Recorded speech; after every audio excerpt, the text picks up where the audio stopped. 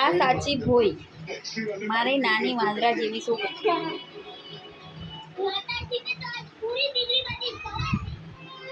આ ઈશિકા ભોય મારી મોટી છોકરી.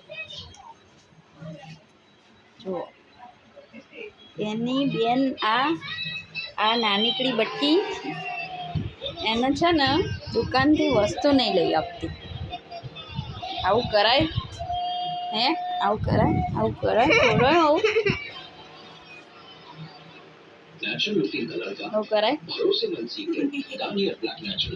માર પડશે? કોઈ ના કરે આવું. પોતાની બેનને વસ્તુ નહીં લેવા જતી, પોતાનું લઈને આવી એને નહીં લઈ આપતી.